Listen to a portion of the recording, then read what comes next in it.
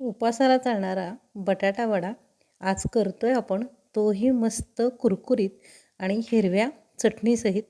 त्यासाठी आपल्याला 7 ते 8 उकडलेले बटाटे लागणार आहेत, साबुदाण्याचं पीठ लागणार आहे, राजगिऱ्याचं पीठ लागणार आहे आणि हिरव्या मिरचीचा ठेचा लागणार आहे.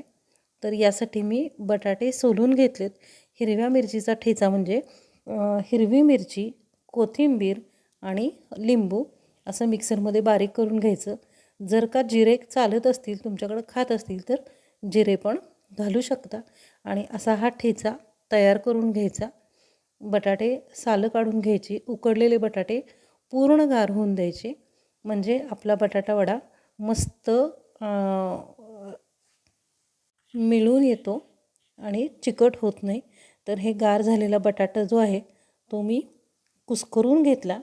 थोडंसं असं जाडसर ठेवायचं, म्हणजे तो खाताना छान लागतो. अगदी पण खिसून घ्यायचा नाही, हातानेच चुरा करून घ्यायचा. आणि त्यानंतर घालायचं चवीनुसार मीठ. हा आपला हिरव्या मिरचीचा ठेचा झणझणीत करूया, जरा जास्ती घालून घेऊयात. लिंबू घातल्यामुळं मस्त अशी वेगळी चव येते, कोथिंबिरीचा खमंगपणा येतो. आणि हे सगळं मिश्रण आपण कालवून घ्यायचं.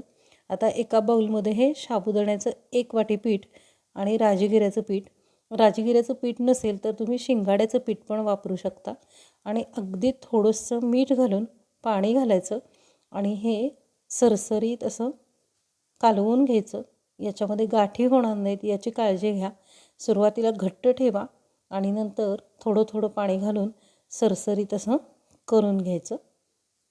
साबुदाण्याच्या पिठामुळं चिकटपणा चांगला येतो आणि राजगिऱ्याच्या पिठामुळं कुरकुरीतपणा येतो आणि आपला वडा मस्त असा होतो. हे वरचं त्याचं कव्हर आहे.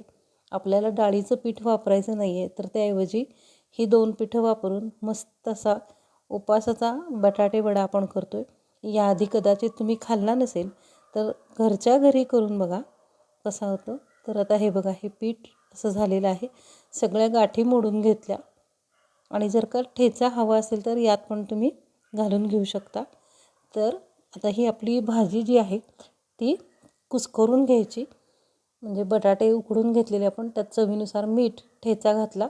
आता हे सगळं एकसारखं मळून घ्यायचं.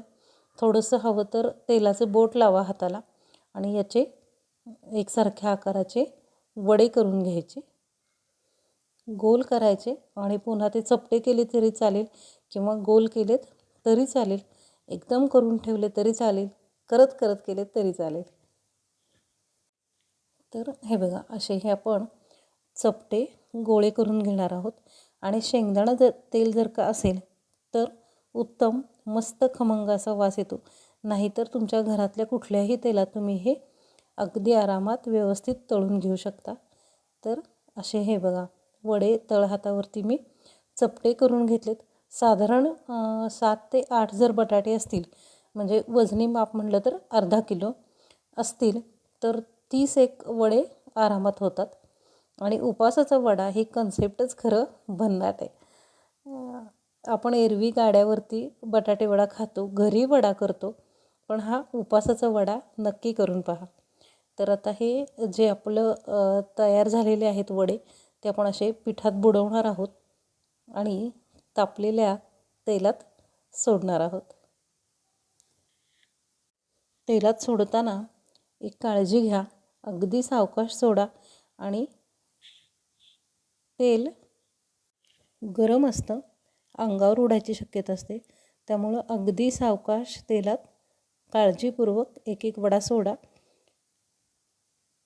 तर तुम्ही बघू शकता, तेल चांगलं तापवून घेतलं आणि नंतर गॅस बारीक केलेला वडा सोडताना आणि पुन्हा वड्या तळताना मात्र गॅस मोठा केलेला आहे. तर असे हे वडे आपण एक एक करून तळून घेणार आहे. सगळ्यांना आवडतील असे उपासाचे बटाटे वडे करतो आहे आपण. एकदा नक्की करून बघा. फक्त हे काम करताना काळजीपूर्वक करा आणि कढई मात्र मोठी वापरा, खोलगट वापरा. कमी तेलात किंवा कमी म्हणजे उथळ बुडाच्या कढईमध्ये वगैरे तळायचा प्रयत्न करू नका. वडे तळले जातात तोपर्यंत चटणी करूयात. त्यासाठी घेऊयात एक मुठभर कोथिंबीर, हिरव्या मिरच्या 3 ते 4, अगदी तुमच्या आवडीनुसार घ्या. त्यानंतर घालूया 1 चमचा साखर,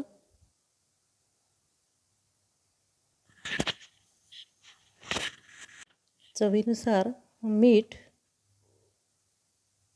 आणि हे सगळं आपण शेंगदाण्याचं थोडंसं कूट घालून मिक्सरमध्ये बारीक करून घेऊयात.